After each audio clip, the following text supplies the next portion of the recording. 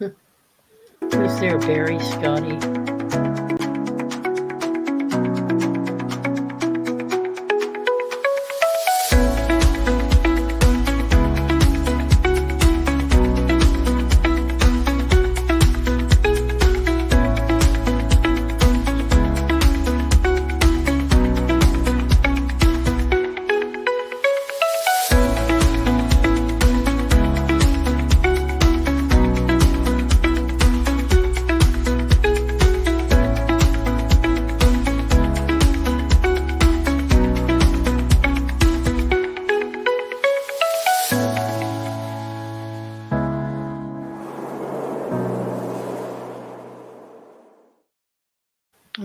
All right. Welcome, everyone, to Andromeda 7, your celestial gateway and your channel for community support, help, love, friendship, knowledge. Thanks for joining us tonight. It's Friday night, and it's time to feed your mind and grow your heart. We are a group of like-minded light workers here to offer some insight into spiritual ascension and self-development topics. It is our goal to share our knowledge and wisdom to all who wish to receive it. Tonight, we're talking about self-talk, awareness, and alchemy. Are you consciously aware of your thoughts? Do you edit them? Are you mindful of them? Let's explore the importance of mind chatter and how you can gain control of it. And I'll be asking the panel, what does self-talk mean to them? And our goal is that it gives you an alternative way of looking at it. We feel that it is important for you to choose your own thoughts and opinions and practice your own free will choices. All right. Thanks for being here, everybody. Good to see you. Let's say hello to Sophia. Sophia, congratulations. You are no longer a seeker. Yeah. You're a resident medium now at Camp Chesterfield. Wow. That took a lot. How long was that process for you? That's amazing. Yeah, everything started in February of 22, and with Spirit by my side and awesome teachers, fellow students, past mediums, because we do talk to Spirit. It was just, kind of like what we're talking about today was self-talk, when I would start, second guessing myself, that's when my teachers and my friends are like, when you're done having your moment, we'll tell you what we think. And yeah, it's been a journey, and I'm excited for what's coming up next. Enjoying the now. Yeah. Excited. Last year was like, crunch time for you, wasn't it? A little bit, yeah. I mean, seriously, you're just like, okay, gotta get this done, gotta do that, gotta do this class. And wow. Yeah. And here you are on the other side now, the other end of it. There's still more. There's still more. So 1 foot in spirit and 1 foot in the 3D. That's right.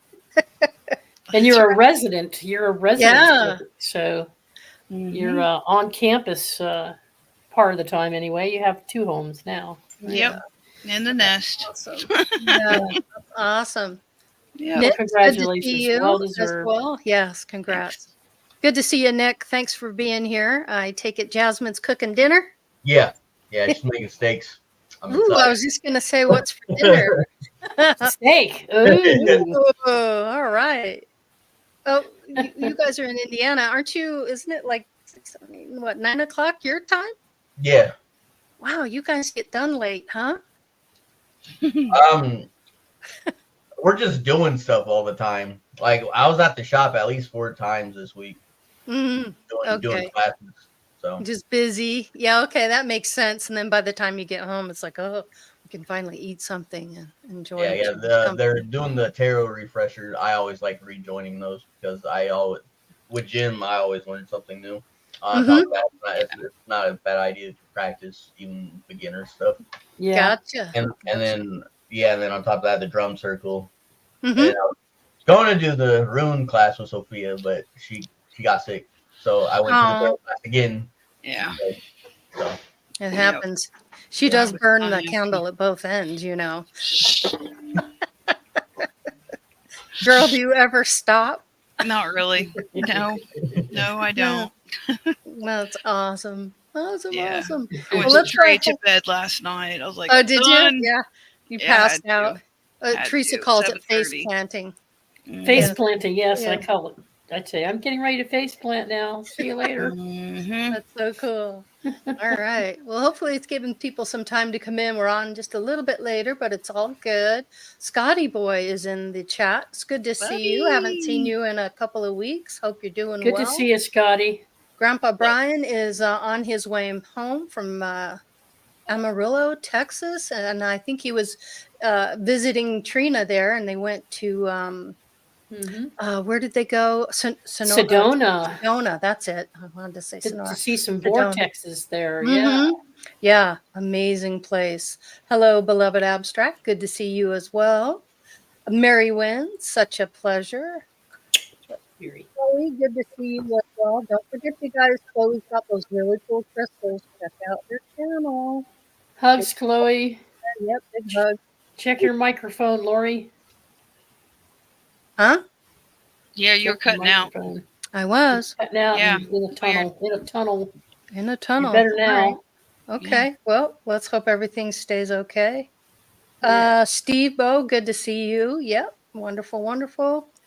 Let's Steve. see who else we have. I think that's it. Yeah, I think that's it for the moment. Looks pretty good. Yeah.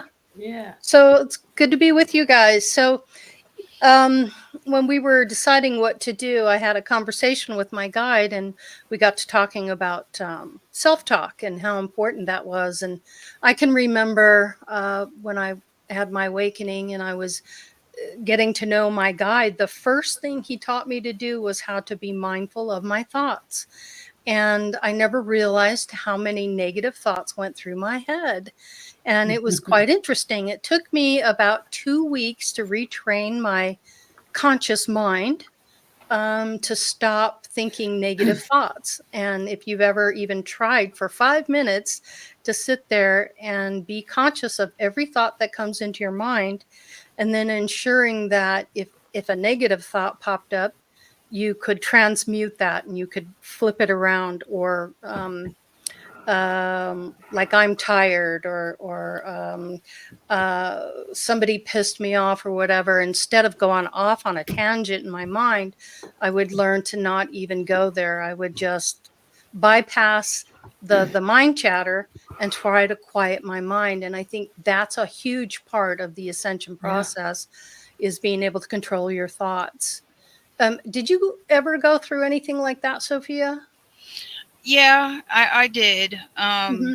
It was when I started to open up more and more, it was talking back to myself in a positive fashion. Mm-hmm. So yes, definitely taking time to, how is this making me feel? Is what my inner dialogue, is it raising my vibration or is it stifling it?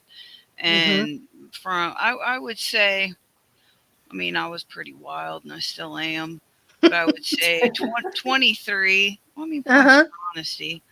About 23 is when I started realizing the gravity of the impact that my self talk and my cognitive skills were having. And then I was kind of like, wait a minute, can I do something about this? Because I didn't Mm-hmm. have this community that was talking about this. So I had to kind of check myself in Mm-hmm. order to have a better quality of life. Because I feel like that's a lot of it, is one, recognizing you're doing it, Mm-hmm. and two, choosing to be nicer to yourself. So Yeah. Yeah. And the biggest thing I learned not to do was to condescend myself in any way, or to belittle myself, yep, or speak anything negative. It was always positive. yep. And I never realized how important that step would be until later on, when things really started to shift and change. How about you, Teresa? Did you go through anything like that yourself? Did you learn to control the thinking, be mindful of that chatter, that constant, what you're telling yourself stuff that It's we all taken me do? 6 decades to do it, but yeah. Yeah. I mean, Yeah. sometimes you just have those circumstances in life that you grow up a certain way and Mm-hmm. with certain people Mm-hmm. influencing your perception of yourself and your self-esteem. And Self-perception. Self-perception. And if you're one of four, like I was, and you're always being compared, you're being compared to the others. Or I came from a very large family on my mother's side. My grandmother was one of 17. Amazing. And so each of them had offspring, and each of them had offspring. And so there were more cousins that I could count on fingers and toes. And so you had consistent programming, didn't you? Consistent. I've changed that word nowadays. Yeah. I flipped it in the past few years. I mean, I was always independent in a way, strong, an entrepreneur. I took risks. I had a very high opinion of my skills on a business level, but on a social level, I was a little bit of a basket case. And so the self-talk wasn't a nurturing kind of self-talk. My inner child was still trapped, and I hadn't confronted my own self yet. And so in my mind, I believed in the stories that other people told about me. And it wasn't until as an adult later in life, when I was dealing with other children, that I was able to tell them, hey, you're not what other people are defining you as. And I was really good at giving advice to the children, but I wasn't giving my inner child the same respect. And so I ended up catching myself a lot of times. You stub your toe, you stupid. You're so stupid. You're so awkward. You're so dumb. You're so lazy. You're so, it just, the list, there was a laundry list. And when you go back and echo it back, God knows my parents, they struggled to run a business. They had 4 children and 4 mouths to feed. And my mom came from a very strict Catholic upbringing. Even the nuns would tell you how to sit, how to stand, how to walk, what hand to write with. No, you're going to write. I want to write with my left hand. No, you're going to write with your right hand. They'd crack you on the knuckles, So it was fitting into everybody else's box of who or what you. Yeah, but yourself, were you consciously aware of your thoughts that were coming into your head? Were you editing them in any way? Were you understanding these are positive thoughts or negative thoughts? Any of that stuff going on for you? Yeah. I got better as I got older. But I had a feeling like I wasn't supposed. I kept telling myself, "You're not supposed to be here. You weren't wanted. The others are much older than you." My own father would be like, "You were a mistake," So I was like, "Oh, really?" My mom goes, "Yeah, you were a mistake. You weren't supposed to be here." But I'm grateful that you are, because without you, I wouldn't have a caretaker. I wouldn't have a best friend. I wouldn't have someone to look after me. You were a blessing. God sent you to me. And in the next breath is, why can't you be more feminine like your sister? Why can't you be more, why can't you be more outspoken like this sister? Why can't you be more strong like your brother? And there's all these comparisons going on, and you're the youngest one. You're the baby of the family. So you're thinking you're not wanted. You're a mistake. You're a failure. You don't look good. You're not like the others. You're not as good as the others. And so you have to raise yourself in that environment. And when you're raising yourself in that environment, you go to school, the teachers say you're slow. You're not quick enough. You don't write well enough. You don't speak well enough. You have a speech impediment. You have dyslexia. You need to go to special needs school. You have to learn how to read better. So then you go through years of that, you see. And so it's not, I'm not blaming anybody else. It's just that I didn't know. Unless you have someone to coach you or guide you, you don't necessarily know that you were allowing this to happen to you. It isn't until you're older and become more mature that you realize, hey, wait a minute, I'm not taking this crap anymore. Yep. Yeah. Yeah. You know, you learn to fight back. You learn if that's survival mode, self-defense, but your language is still hasn't changed. Yeah. So it becomes habitual. Yeah. Yeah. Gotcha. So, go ahead, Sophia, and then I'd like to get to Nick. Go ahead, Just Sophia. Sure. briefly, I feel now that I'm older and I would, not reminisce or ruminate, but just kind of doing some reflection. It's like I was almost on autopilot because everybody else was treating themselves like that. So it took me a moment to realize that what I was thinking and what I was telling myself was working against me. And Yeah. until you have that awakening or epiphany, you can really get caught up in a negative feedback loop. Yeah, it is real easy. Yeah. Yeah, and it's easy for your mind to just run away with you too. And that was a big lesson for me. It took me a good 2 weeks to reprogram, and then once I did, it was amazing how much I recognized the patterns, the thoughts, and how to transmute those. And that was the cool part of the ascension. How about Yeah. Nick? How about you? I'm real curious as to your ascension process. Did you go through anything like that with the self chatter, mind chat, controlling those thoughts? Yeah. So due to the atmosphere that I grew up in, Mm-hmm. um, I was always the person that didn't claim it. I don't know why so many Americans glamorize the projects. I don't. Mm-hmm. There's nothing there. It's not worth it. No, like not even for the bragging rights. So Uh-huh. I would always isolate myself a lot, and so that gave me a lot of me time. Mm-hmm. So like I would get to know myself pretty quickly compared to other people, and to top that off, realizing that people even twice my age were morons. And that's not just a young person saying, "Oh, he thinks he knows better." No, this is me going, "I think it should be this way," and then I do it, and then I end up being right, and they end up being wrong, even though they're way older than me. Yeah. Mm-hmm. Mm-hmm. That's from like proving it every single time, not just like, "Oh, it's beginner's luck or something." No, like I know what I'm talking about, and you obviously Yeah. don't. So I'm not going to listen to you. I'm going to listen to myself. I started getting that self awareness and that self confidence pretty quickly in my life, even with the depression that Mm-hmm. I went through. Mm-hmm. Because my depression wasn't like the everything's misery or like super negative and stuff like that. My depression was more so like the part where like you had no energy, like Like what? I'm sorry. What was that? you had no energy, like you couldn't like Oh. Mm-hmm. do anything.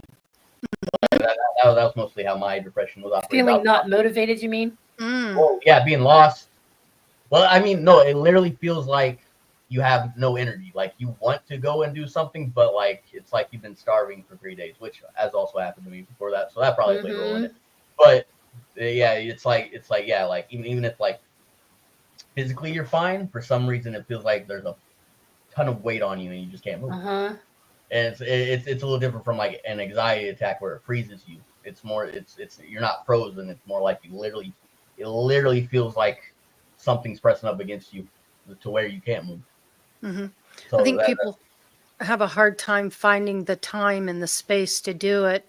When I went through it, it was during COVID and everything shut down. So it was like I didn't really, I mean, I had all this time to myself, and that was really an important part of it yeah, because I could really work on myself. I could journal, I could talk to my guide, I could really work through, not only that, I could work through the past karma.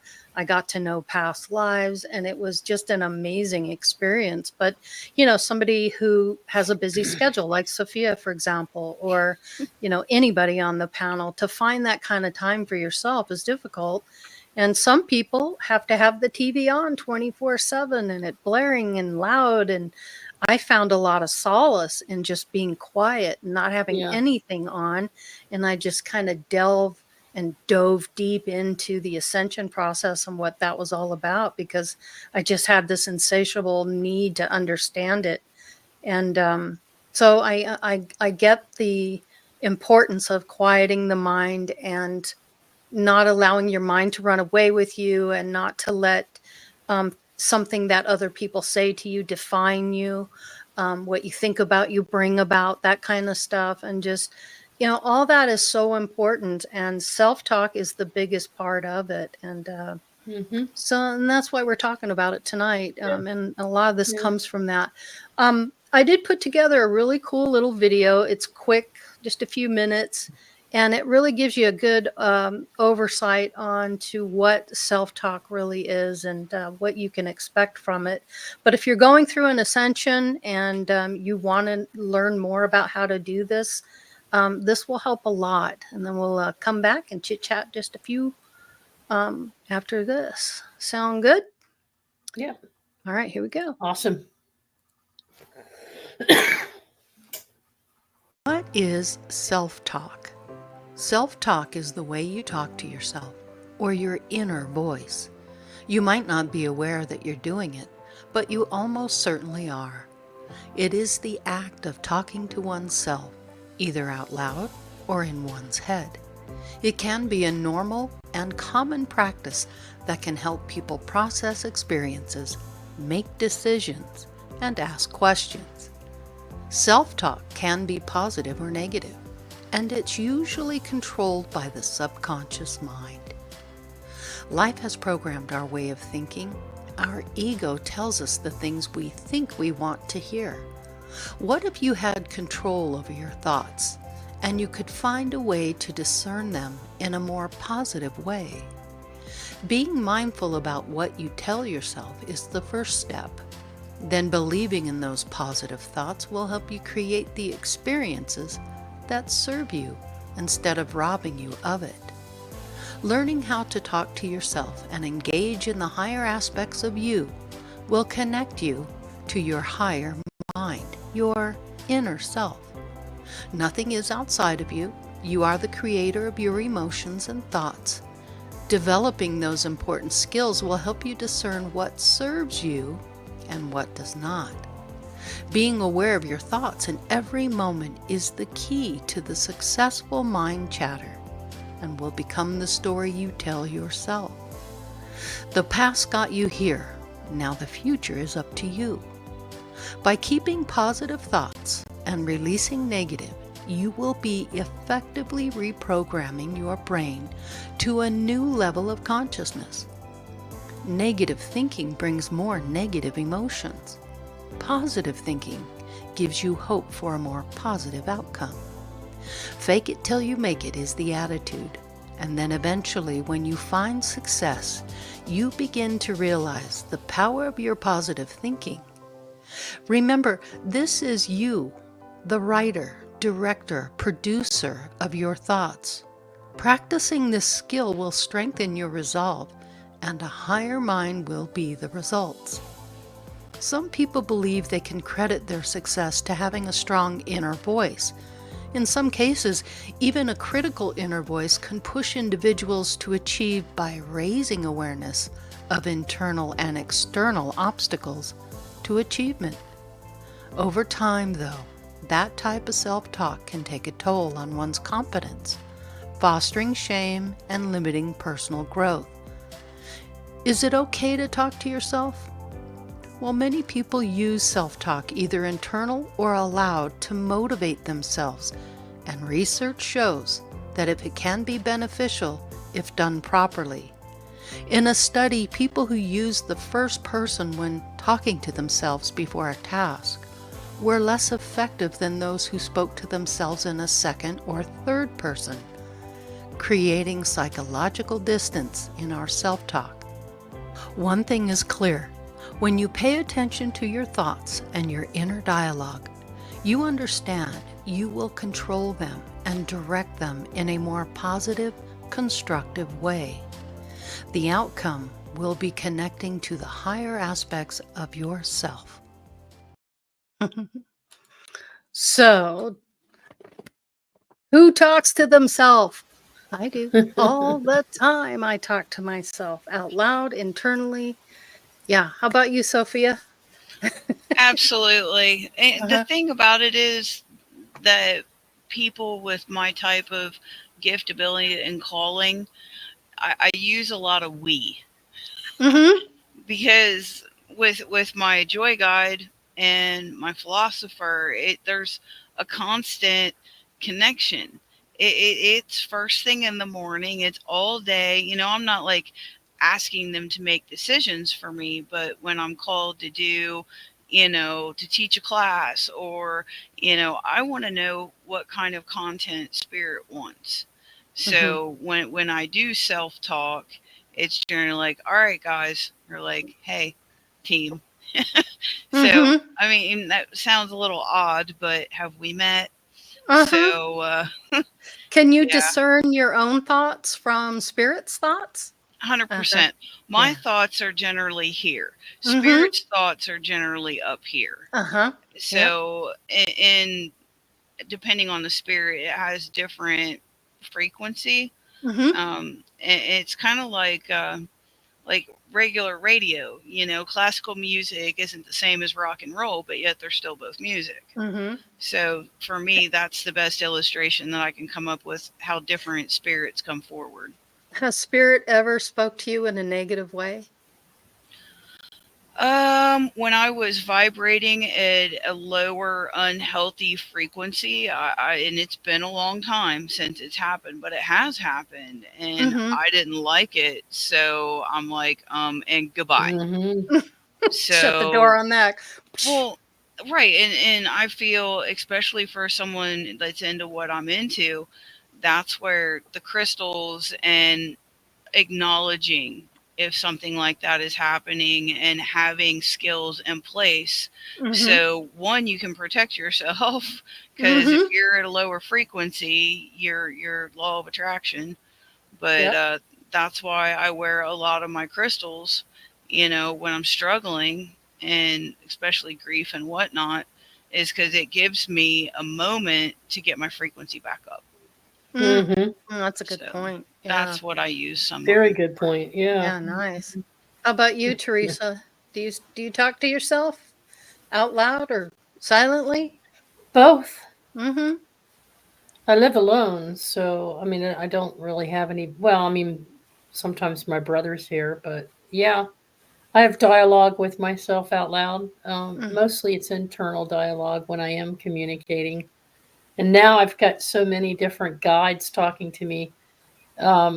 What's beautiful about them, and I realize they're just different personality aspects of my various selves or higher selves, but um, they're really cool because I'll catch myself now. Now that I'm more aware and on this ascension path and I've elevated my vibration, I change the way in which I talk to myself now. And but I'll still do something like a drop of glass and it shatters on the floor, and I go, you dumb stupid. And before I've even gotten it out of my mouth, one of them pops in and says, ah, ah, ah, ah. Yeah. It was just an accident. That can happen to anybody. You're not the awkward one that you once were told you were. Stop it. Stop it. Yeah, because you So I don't get want to this reinforce attitude. that in any way. Yeah. I won't do that. But what I've come to realize, and I was reading an article not so long ago, or maybe it was listening to somebody, but I really like the way they put it. And so I've kind of adopted it. I've kind of absorbed it into my own knowing now. And that is that the human language, remember how Julianne Payne always said the human language is just spell casting? True. And so the way we use language and the meaning of words matters. Words matter. Yep. And if you're working on transformation, what is transformation? It's alchemy. And so rather than thinking it as reprogramming my brain, which to me automatically brings a connotation of artificiality when I talk about programming, because I come from a data background and a programming background. So I could see that.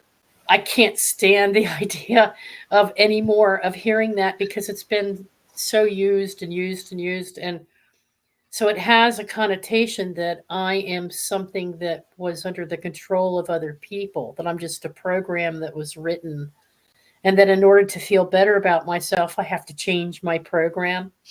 No. I want to be an alchemist. I want to take the chemicals and mix them. I want to take that lead weight, that heaviness of being like lead inside of myself, and be the golden shining one. So I want to transform lead into gold. And the way I do that is I change the way I think about myself first and foremost, and then any given situation. So if a situation arises that feels like something I may have brought on or somebody else may have brought on, the first thing I do is look at, well, how is it affecting me? How am I choosing to respond to it? And what's this the language that I'm going to use to myself to talk about this? Am I going to say, oh, you're always such a failure with finances? Or are you going to say, you know, you ran 3 businesses and you were highly successful, so you can do this? See the difference? I always fuck up numbers. No, you don't always F up numbers. Look at how you put 3 different businesses together. You helped run your family business. You helped run your own business. You ran other people's small businesses. How are you a failure? Excuse me? And so that's another one of my guides coming in going, excuse me? Time out. Time out. T. Time out, T. Why are you a failure? Think about what you just said to yourself. So it's how you twist the language and how you use certain types of words that makes a difference too. And a lot of that you have helped me with that too, Lori. People know you help guide me and coach me on certain things. And so I've been very honest about that. She's the best. She's the best.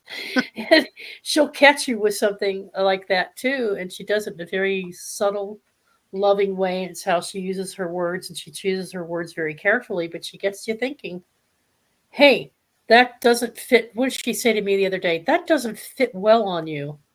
It doesn't look good on you. Look good on you. Yeah. So it's changing mindset, and it's the language that you use. It's all part of the alchemy experience. And I've narrowed it down to self-alchemy, spiritual alchemy, and alchemy of the mind. And so I think it all starts in the mind, because you can choose to, you can't really get to that point where you have the spiritual connections with spirit until you've opened the heart, and you can't really open the heart if you're weighted down. So you can't do all that self-analysis that you need to do to be what you want to become. That's what the self-analysis does, the self-transformation, until you've got the mind, until you're managing the mind. And that's part of the ego management as well, right? So thoughts produce things. Thoughts also keep you from doing all these other alchemizing that you want to do to become what it is you want to become, or to accomplish what it is you want to accomplish. So I have been doing a lot of mind alchemy for the past couple of months now, more and more and more and more and more. And it involved doing all these other things too. But until I started seeing that in the mirror, doing the mirror work did it for me. Meditation and mirror work really brought it Meditation's home. huge. Yeah, huge. And Yeah. reading, now going back to ancient readings of natural law and some of the Taoism. I loved Kor's show. She had a little video on mind and thought, and she was reading from a book of 8 lessons. And we put it in our YouTube description, so you all could go hear her video, and then there's a book reference in our YouTube description for this. But it's all about it's a Buddhist philosophy. It's an Eastern tradition with all the different religions, and but it's all about, they start with the mind, and so the self-talk is the key to unlocking the language patterns and recognizing those patterns of language that don't serve you, that keep you in a lower vibration. That's the key. Weight. Yeah, that's the key to it. That's for sure. Now that, Nick, your mouth is full and you're being fed. Yeah. Do you talk to yourself? I mean, the mentalism thing is like my bread and butter. That's where I started. Mm-hmm. Yeah. How Teresa was saying how she changed lead to gold. My interpretation was turning dark into light. Yeah. There you That's go. how I I that's like how I that. learned it through the emerald Mm-hmm. tablets. Mm-hmm. Mm-hmm. Yep. Definitely. Yeah. So yeah, I do that a lot. Trust me, it's way better than the alternative. It is literally. I always try to tell people it is literally that easy. You're Mm-hmm. you're overthinking it. This isn't chemical engineering stuff. This is just how you think, and then Mm-hmm. how you think ends up with the type of results you get. And you can literally practice this. Like you can literally like change it up. Like literally just humor me.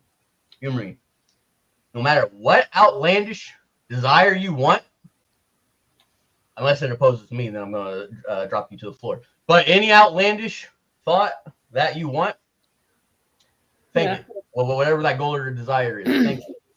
Yeah. And if you have enough discernment and perception to recognize opportunity, you will get the cause and effect to that leads to that answer. It's just you got to remember what Sophia says. Keep the expectations out of it. Process. Mm-hmm. If you can do that, they'll literally hand it to you on Right. a silver platter, and they do it for me all the time. So Agreed. I don't think about it. I'm very in tune with my intuition and my instincts. Mm-hmm. Yeah. I'm starting to get better now to where my guides will start chiming in whenever I Yep. There focus you on go. myself. Yeah. They start talking to you. They never Yeah. stop, do they? Mm-hmm. Yep. I have a quote about something.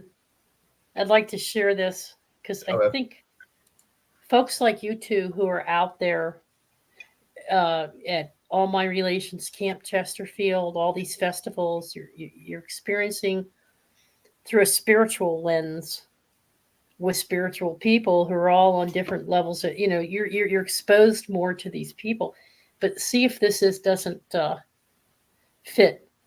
Um, the rich man, like the poor man, has often expressed dissatisfaction with the conditions of his life.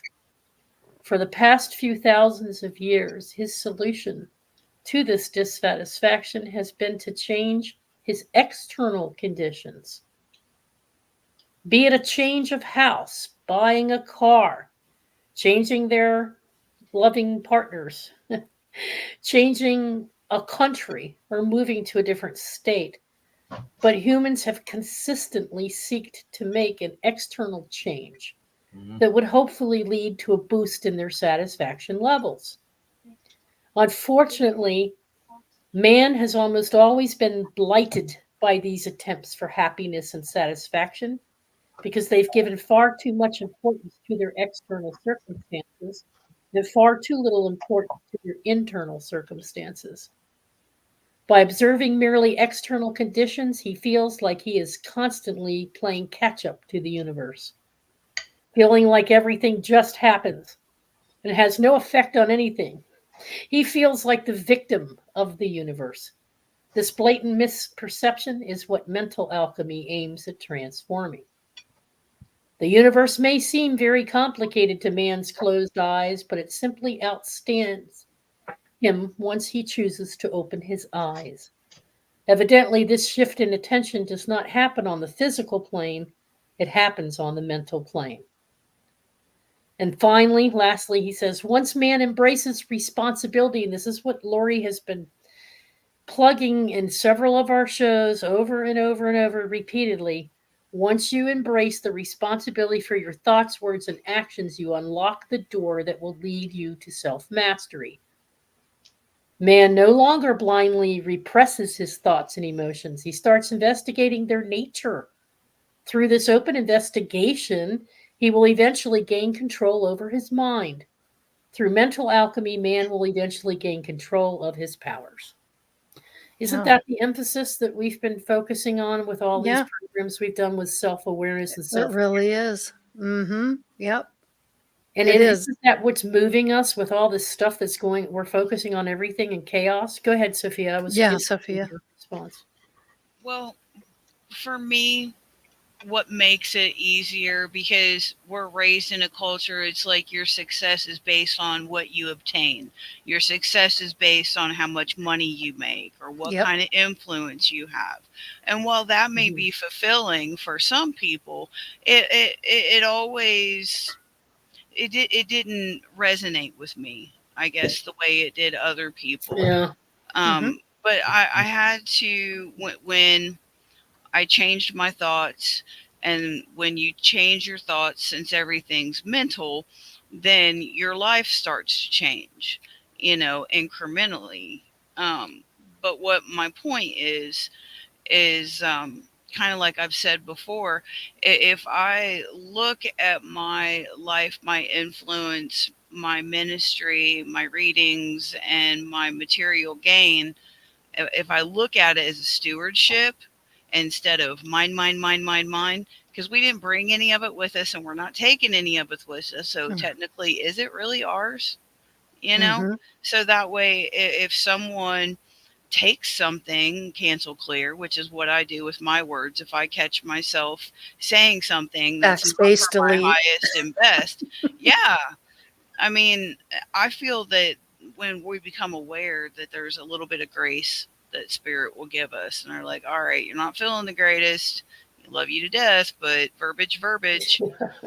Mm-hmm. Um, but I would say there was great comfort that I received from, like Nick said, not being attached to the outcome, setting my intention, taking what action I have to be responsible, which is my ability to interact when a situation happens. Um, but just to stay, grateful, because a lot of what we have is so extra, Mm-hmm. and we only have 8 hours and two hands, most of us, to mess with our possessions. I mean, Mm-hmm. what's the point really, besides that institution wanting our money? Mm-hmm. I mean, come on, what are we Right. going to do with it? And the only thing you take with you is your memories. That's it.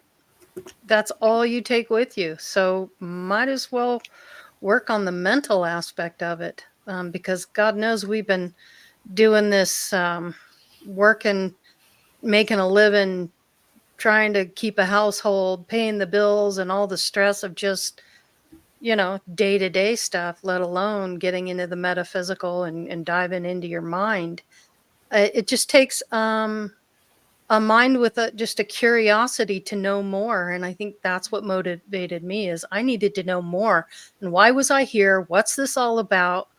And there's got to be more to life than this day to day, get up, do my deal, make my money, go home exhausted, eat dinner, Mhm. Get up, do it all over again. and just, Woo! rinse, repeat, and that cycle. And so, and now I'm at a point in my life where all that stuff is over, which is really nice. It's not a stress anymore. And all the hard Mhm. work that I put into it has paid off because now I don't have to worry about any of that stuff and I can focus more on this. But I want a leg up before I leave this lifetime. I really do. I want an edge on what's coming next. And I think Mhm. that's one of Mhm. the things that really motivates me, to know more and want to learn more. And in doing so, I've learned so much that I felt a strong desire to share that with others. Yeah. And that's important too, because, and not, and to be honest with you, a lot of people thought I was going nuts. I'm sure.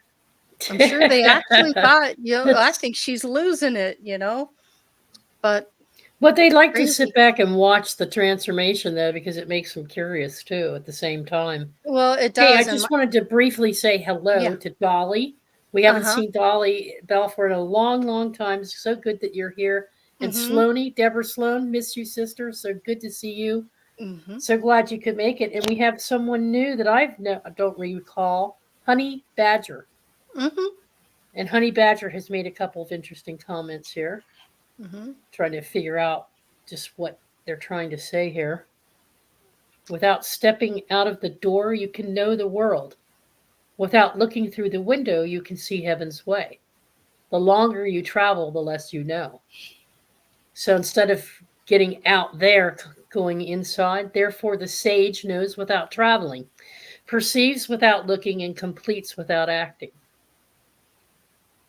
Knows without traveling. Your travels are internal. Perceive without looking. You don't have to study so much. And that's the thing. Everything you need is within you. And that's the hardest thing for people because they're so busy blaming everything about what their situation outside of them.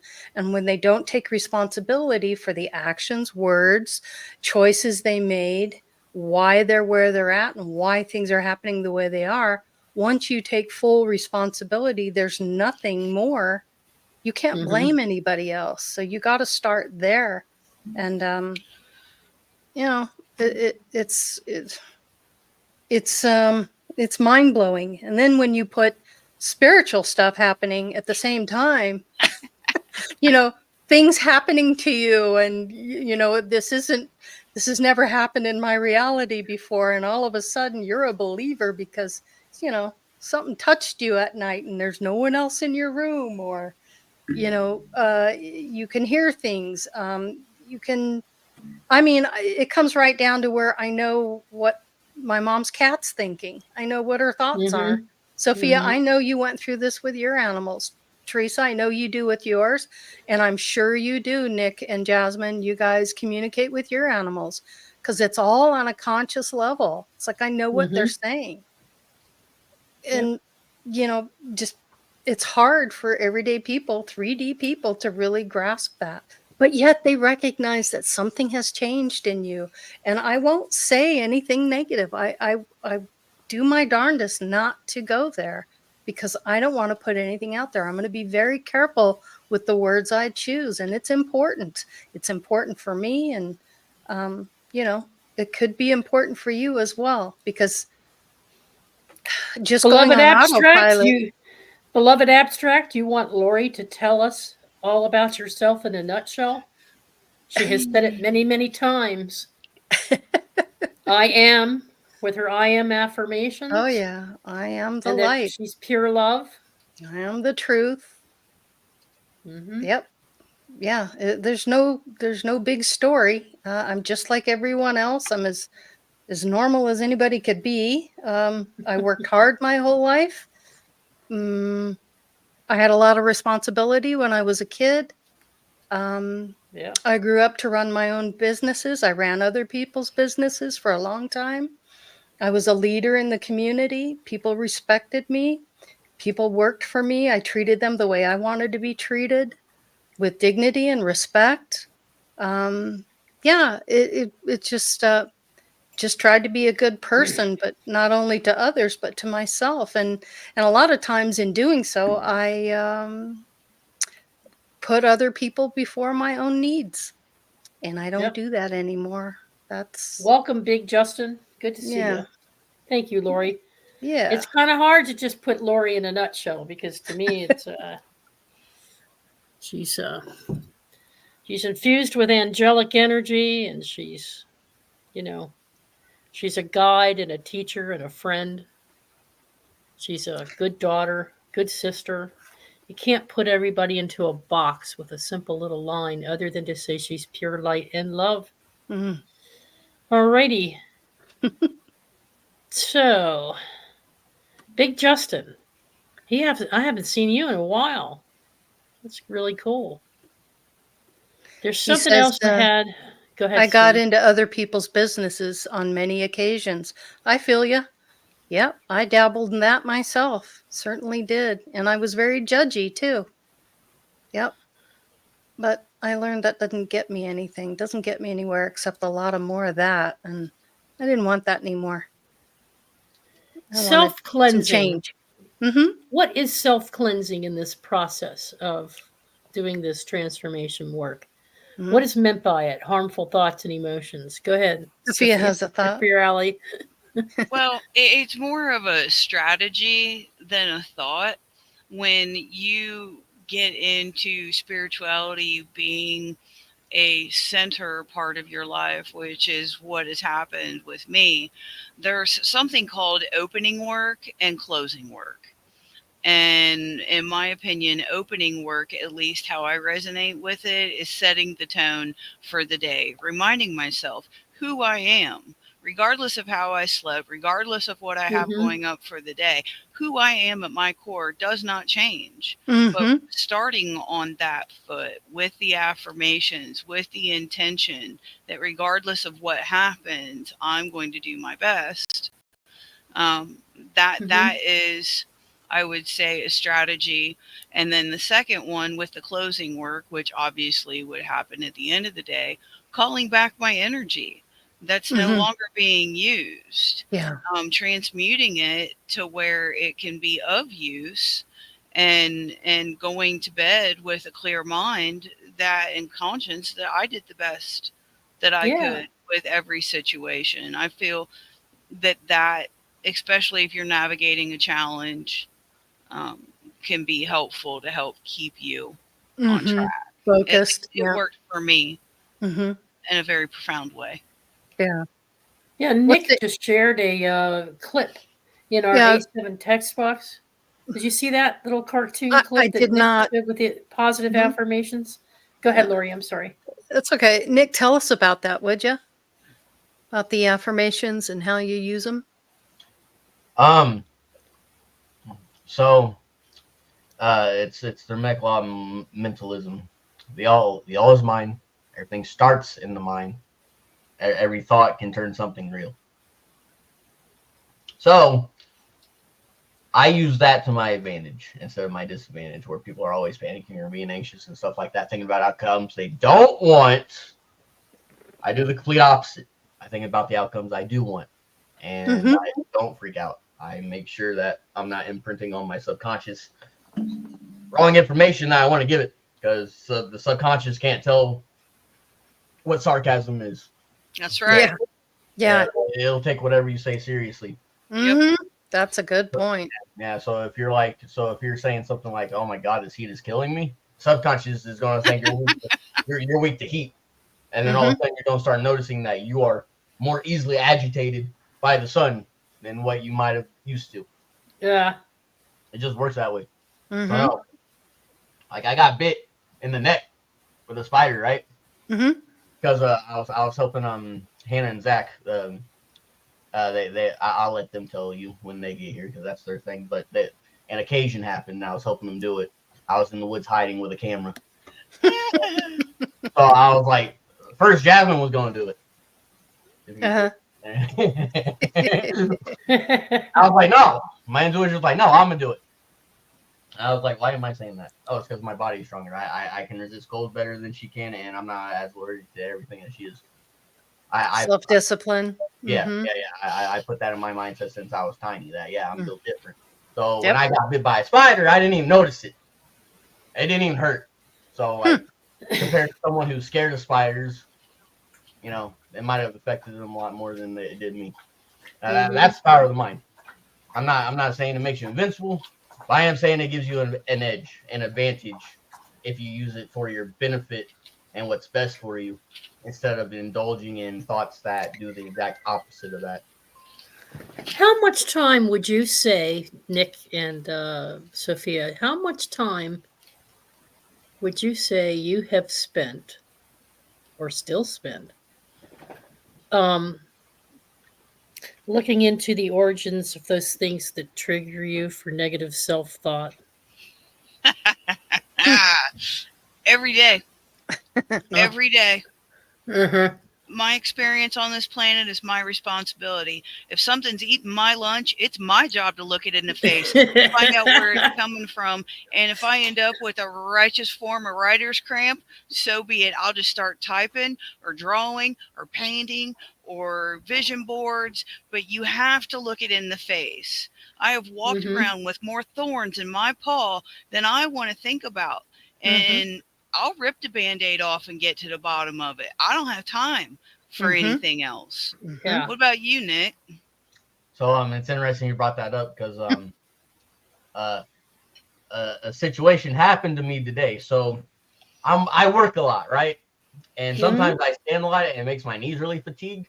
I was just like, but today I wasn't doing as much as I usually do, but they were still fatigued. So I was just thinking, I was like, the hell's wrong with me? I was like, well, what the hell's wrong with me? Why am I so fatigued? And I'm not doing enough for me to where I should feel fatigued. And I was like, wait a minute, something's siphoning me. So I started scanning.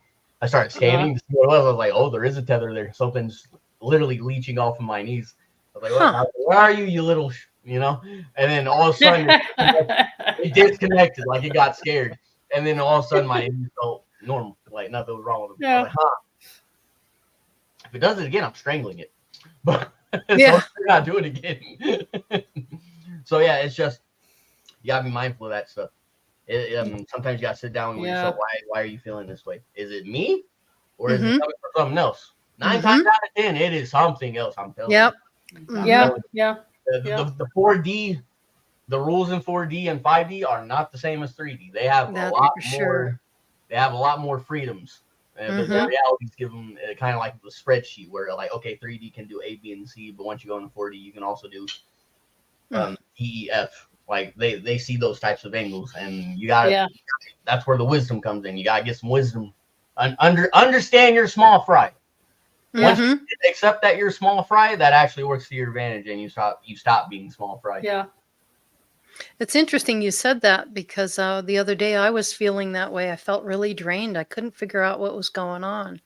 Yeah. And it didn't dawn on me to ask if something was trying to, suck up that energy, because I mean, it was like I didn't really do a lot.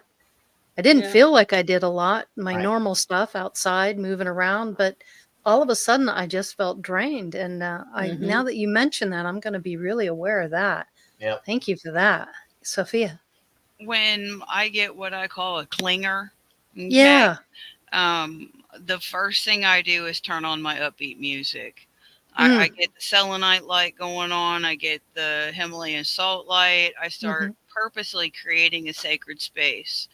Unless I've done something that compromises my spiritual street cred, for lack of a better word, it's up to me to raise my frequency and vibration. You know, there are some people that fight fire with fire, and there's a place for that. But sometimes if you're fighting fire with fire, a lot of what I've found is it can be futile to approach things like that. If you just put yourself in a separate space and a higher frequency, that clinger won't allow themselves to be at that frequency, the trash takes itself out. I love that. The trash takes itself out. Yeah. Here we go. I love that. Go ahead, Teresa. Okay, so I have another teaching here, which I really, and I've done this so much, and I'm still doing it, you guys. Okay, I'm still going through this, but it's getting. I'm doing it in different ways. I'm using different processes and different methodologies. I'm actually channeling more, and I'm opening up to spirit more, and I'm communicating with self. Not just my inner child, but other. Once man has identified the harmful thoughts and emotions that he harbors within, his next step is to cleanse his inner life of such negative frequencies of energy. He attentively investigates the origins of his relationships with each trigger of negativity. Not something you could do overnight, right? Depends on how many triggers you have. Yeah. If he observes himself reacting negatively to a certain situation, his task becomes to investigate the root of the reaction. Man will notice that many of these roots have their origin in childhood and adolescent conditioning, as we were talking about earlier. Those are times when man had, as of yet, very little awareness in regard to his thoughts and emotions. In those times is when he developed detrimental habits to his mental conditioning. Those habits have been replaying themselves over the years in a variety of shapes and forms, waiting hopelessly for man to notice them and come to terms with them. And going through his storehouse of memories, man will encounter many painful recollections. It is his task to crystallize. I love this language. It is his task to crystallize each painful moment into experience, doing this through active understanding and forgiveness of himself and his fellow humans. forgiveness. Now he may wonder as to how and why he should forgive someone or something that has inflicted pain onto his being. A quick recap of some laws of nature, perhaps, will provide him with sufficient material to restructure his ill mental habits. See, I think that's the core of it, is facing those things that are perceived flaws in your own nature, and actually allowing yourself to experience revisiting some of those to examine what are these triggers. And I could take one a day. That's what I did a couple weeks ago. I just took one trigger that I know sets me off, and I investigated the hell out of it that day. And then the next day I took another one and another one and another one. And I only spent maybe 10 or 15 minutes of what I would normally spend in meditation. I redirected it to examine and note down in my journal, what is it about each one of these things that sets me off? And then with that, I could take a little paragraph or a few sentences like positive affirmations to flip that around. Say, okay, now I understand where this is coming from. And if I channel a spirit guide, sometimes the guides can lead me to a past life memory or something where, remember when you did this? This is where this is coming from. So you start seeing the interrelationships between all those different experiences and how you became, how you evolved into that. Now, what do I want? What do I want? Do I want to stay? Is that okay? Is it working for me? I must want it, or else I wouldn't have gotten rid of it by now, right? No, I don't want it. I want to be this way. And so it allows you to start changing the core. You're undoing what's already been done. You're just changing it. You can't change the past, but you can change the now. Right? You always have the present moment to make any changes you want to make. You can't do anything about the past, so why live in the past? The past is what made you who you are. But yeah, just continue and know that, I've said this a million times, there's no handbook for being human or what you're going to deal with in your life. And it seems most people think you're just going to get shit on your whole life. And it really doesn't have to be that way. You just change your perspective and understand that you're way more than just the physical body. I'll tell you one thing. Quitting smoking was simple compared to transforming the way. I mean, really, you could quit smoking within, a couple weeks or a couple months, and I've been smoking all my life, and it was the hardest thing I thought I'd ever have to do. Changing from within is even more, because it's years and years and years and years of viewing yourself in circumstances, things you dealt with. Yeah. Yeah. Anyway. Yeah. Jasmine said, a lot of darkness in the world comes from kids' broken hearts. No doubt about it. Yeah. You learn real quickly.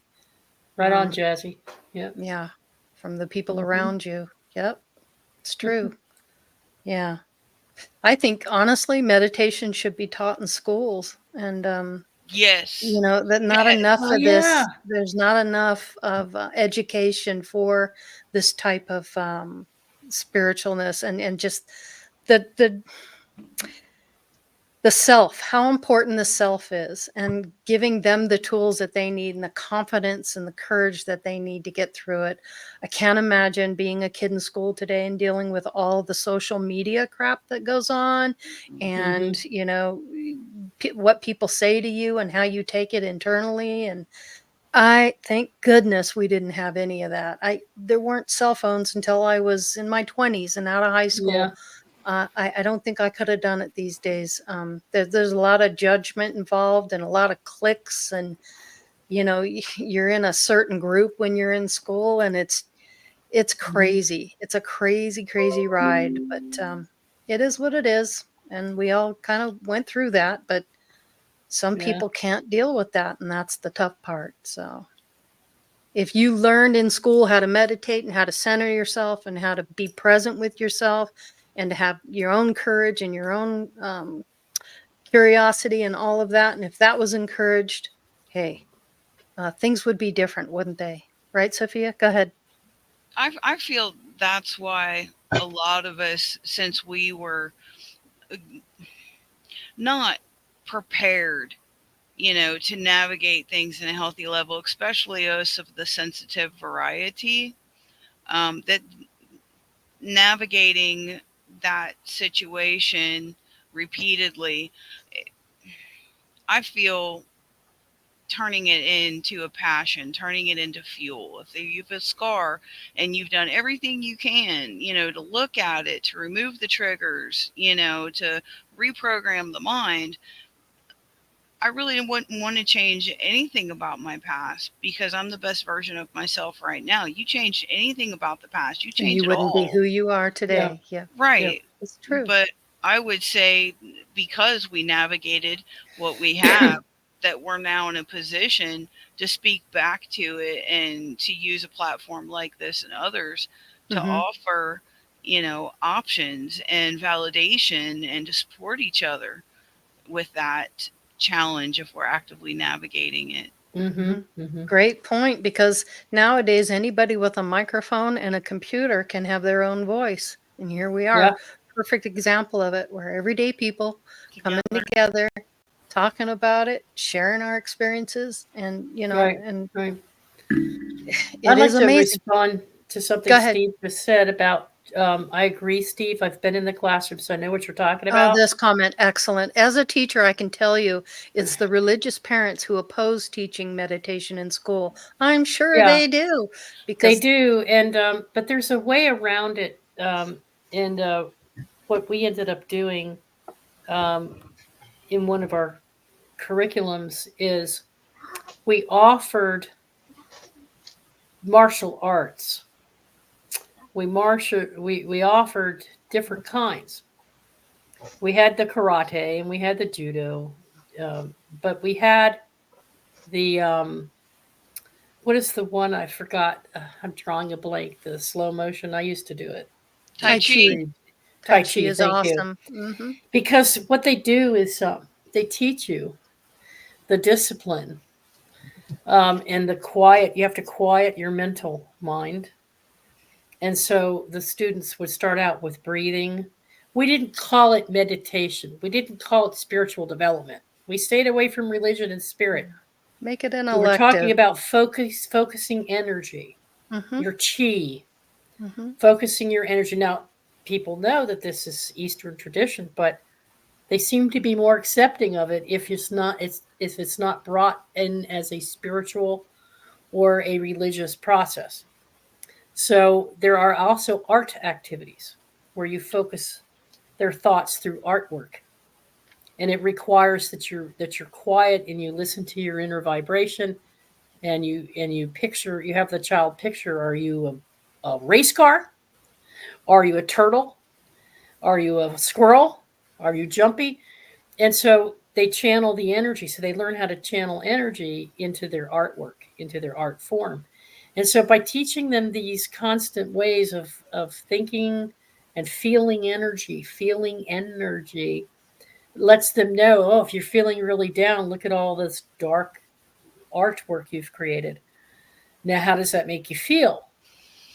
Is that how you feel inside? Okay, well, do you want to change that? What could you be thinking of instead to give you a feeling of more excitement? What excites you?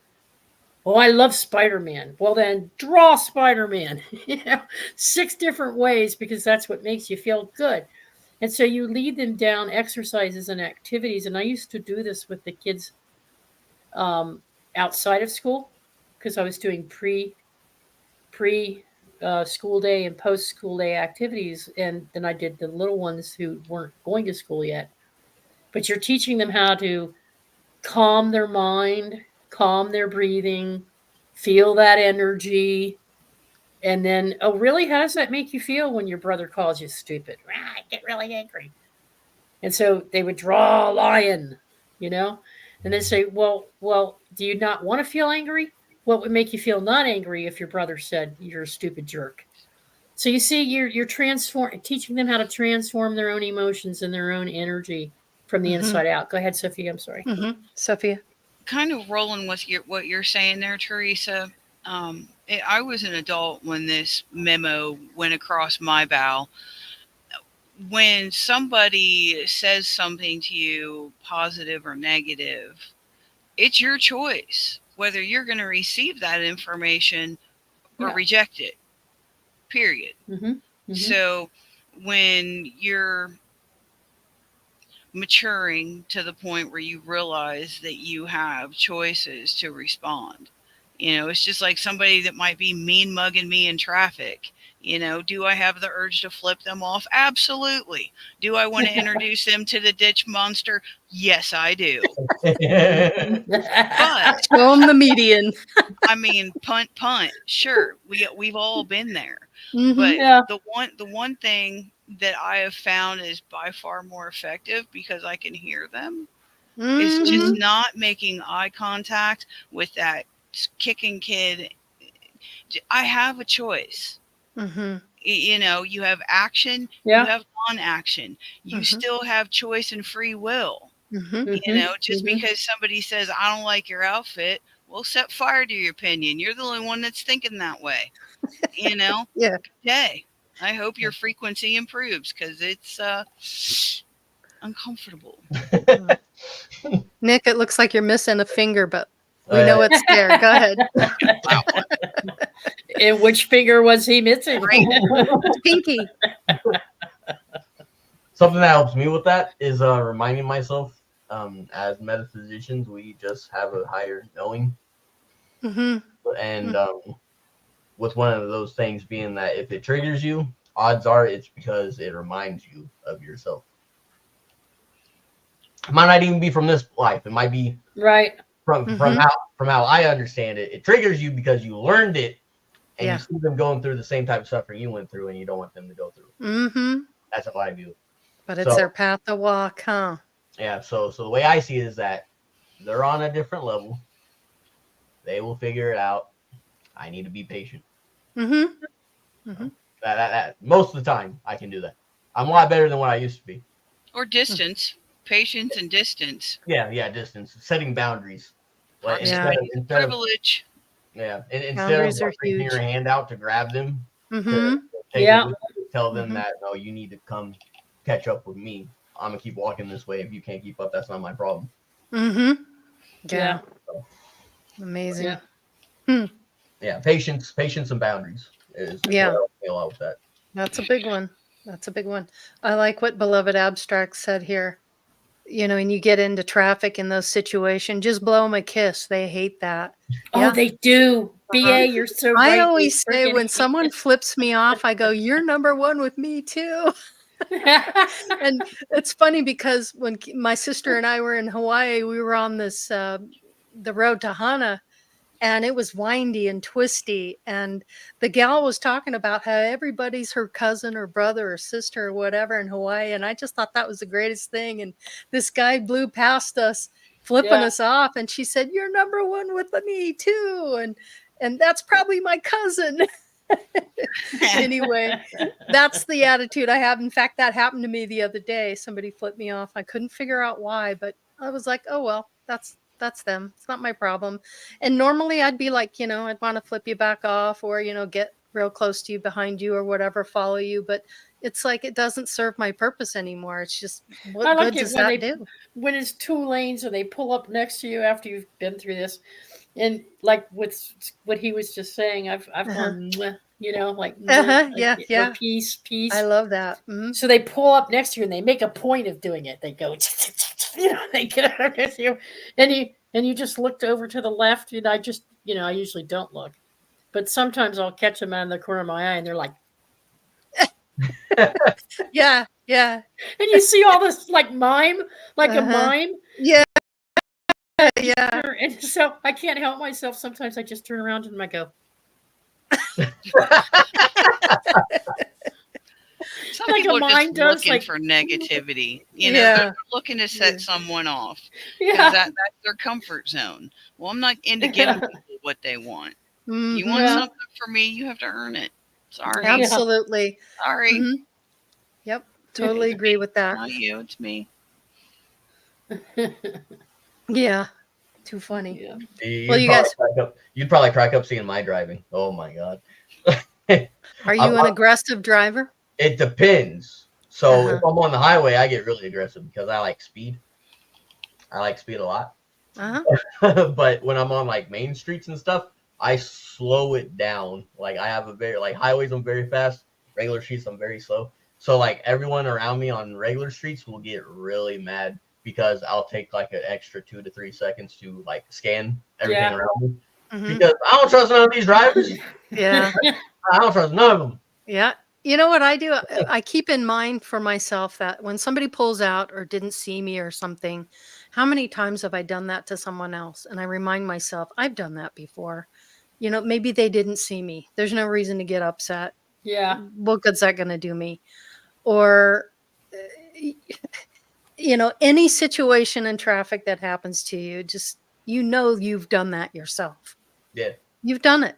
Oh, yeah. So Yeah. you just kind of, you write yourself a pass and you go, it's okay not to get upset. Here you go. Here's your pass, free pass. Move on. Yeah. Yeah, Jasmine gets upset sometimes when she's in the passenger seat with me because she'll be like, "Go, what are you doing?"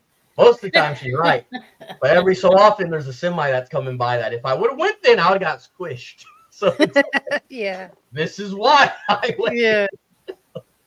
Well, again, self-talk is super important. It comes into play in everything you do in your life. If you just take the time and really pay attention to your thoughts, try Mhm. it. Try it for 5 minutes if you're not used to doing it. 5 minutes can work into 10, 10 minutes can work into 15. 15 can work into a half hour, and the next thing you know, you can do it for 2 hours. And then 2 weeks later, you realize that you have full control over your thoughts and what you're thinking. And it's very freeing because you don't have anywhere near the stress in your life. You're not stressed about what other people are saying or doing. You're only concerned about what you're thinking and how you're thinking it. And anything else is really Yeah. none of your business. What other people think of you is absolutely none of your goddamn business. Okay. Right. Right. That's their business, not yours. Yep. Yeah. Anyway, That was said with such great conviction. telling you, man, I'm Damn just it. this. Oh, I don't care what you think. It doesn't matter to me. What matters to me is what I think. Yeah. And I'm passionate about that. But, I've had a long 61 years of life and stuff. So the last 5 years have been just fantastic and a lot less stress. So do Yeah. yourself a favor. And if not, continue on your path. Do what makes you feel Yeah. good. If you want to be in that space, you're entirely it's up to Yeah. you. It's your choice. It's all about Yeah. choices. So make good And what we're choices. and what we're really talking about, what we've been really discussing here tonight is liberation. Mhm. It's a Yeah. freedom. It's a choice, and it's an act of free will and I passion and love that. compassion for Mhm. yourself. It's loving yourself. It's taking the deeper dive and really laying things out on the table and being honest with yourself, because it doesn't matter what anybody else sees, thinks, feels here. No. It's what Mm-mm. you feel about yourself inside. And Yep. so the final quote for this evening and takeaway for this is empowered individuals, the positive aspects. Aiming for mastery, man tasks himself with transmuting every negative aspect of his mental character. Essentially, he transforms his vices into virtues. And through this process of mental transmutation, he becomes master of his mind and of his character. His character. Instead of being a mere sheep to his thought life, he tames his thought life and takes the position of the shepherd. He asserts his willpower over his mental character. I love this. And reshapes himself into the successful, positive, love filled human he desires to be. Through extensive pain and suffering, he obtains extensive joy and satisfaction. Don't run away from yourself. Don't run away from your inner self if you think, "Oh my God, I'm a bully. I'm a bit narcissistic, aren't I? I'm terrible." I've been hard on my wife. I've been hard on my children. Look, we're all at various stages of development, mentally, physically, emotionally, spiritually. And so you learned those things for a reason. So I've been writing down all the positive things of every negative thing that I felt that made me feel like, I was angry with my family members, or I was angry with certain people in my life. And I just started writing down those things because there's lessons learned in there. Pat yourself on the back. Excuse me, my dog just ran by. Pat yourself on the back and look at the things that you actually accomplished out of that terrible dark moment, or that cycle that you went through. I went through 5 years of financial hell and kicked myself upside the head about it. And it's like, when I look back on it, I did really good stuff. I made really cool decisions. I kept myself food on the table, a roof over my head. You see, you got to look for all the good things too, not just the negative things. Mm-hmm. And you lay yourself out on the table, but it's to yourself, not to anybody else. It's to you. Mm-hmm. So you don't have to lie. You don't have to be deceitful to yourself, because nobody else matters. It's like walking naked into an auditorium and giving a speech. They tell you to walk, to picture yourself walk. It's like, No. It's the opposite. You the picture the opposite way. audience naked, Yeah, that not too. You yourself. picture everybody else. Oh my goodness! But it's like you just lay yourself out. It doesn't matter who Yeah. sees you or Yeah. who's thinking about you. You're looking at your own self. You're the one that your knows. Your raw They know. self. You know when you're not being truthful. You know when And if you you're are. Scotty being Boy, truthful. you make sure you keep your pants on. But Winnie the Pooh. Winnie the Pooh. Yeah. So That's that's it in a nutshell. That's my takeaway, Mm-hmm. is that it's you're raw and you're real. Mm-hmm. And you just lay it out, and you be as honest as you can, and you ask yourself, do I like it? Does it help me? Does it serve me? Is it who I really want to be? Do I care about how I reflect it outwardly? Yeah, you darn right I do, because there's people I care about. And when I care about it's not that I'm living for those people, but my God, I love certain people, and I don't want to bring to the table that crap. Mm-hmm. I want to be the best version of me I could be, just not only for my own happiness, but because I love that person and I want to be with that person. Mm-hmm. I want to be strong for that person. So I have to go through my own transformation to be who I want to be with that person, or to be a better parent, maybe, or to be a productive parent, or a good sister, or whatever, member of society, Yeah. So anyway, that's my takeaway. Go ahead, sweetie. Gotcha. I just wanted to say, and I didn't mean to cut you off. That's okay. Jasmine, when you save yourself, you love yourself, and that sets the standard on how others should treat you. Yeah. Absolutely. If I'm good to myself, if I'm honest to myself, let's hope you can do the same, because I'm going to know when you're not. And I'm not going to play the game. Bravo, Jazzy. I'm not going to bravo. do it. I love that. Excellent. All right. Final thoughts, Sophia, and then we'll get final thoughts from Nick. I love the topic of this show, because some people don't realize that they're in the negative self-talk loop until something like this manifests, or somebody is joining this discussion, or may watch it later and be like, oh, and then they learn how to help themselves. They realize that they have a choice. What we think about, we bring about. So it's, and the one thing that I started when I was employing, positive self-talk, was reminding myself that I have an inner child. And if I'm going to have a conversation, that inner child is going to overhear, positive, negative, positive. The whole world's going to point at our flaws, or compare us or whatever. If we allow that, that's on us. But knowing that we have options, that we weren't meant to be in a mold, that there's no fixed way to approach something. What may work for me may not work for anybody else, but having the courage to put your foot down on what you're putting out mentally. Mm-hmm. That's where I Yeah. think we gain traction. It is when we allow ourselves the grace and the love that we may not give to ourselves, but we Mm-hmm. may Yeah. issue to other people. Mm-hmm. So, yeah, It's easier to give it to other people than it is to give it to yourself. right. It Agreed. really is. And you have to place an importance on the self because no one else can do that for you. And you can't do that for them. Right. Yeah. Yeah. Yeah. I love what you said, Sophia. You're awesome. I love you too. Nick, Any what say alchemist, Nick? any alchemist worth their salt knows that they gotta crack a few eggs to make an omelet. But an alchemist that really knows what they're doing understands that you can crack those eggs into omelets in the emotional spectrum and the spiritual spectrum, and in this topic today, the mental spectrum. Mm-hmm. It's all alchemy. It's all alchemy. All alchemy is making a form of energy into another, something Yeah. that's different. Mm-hmm. That's the skill.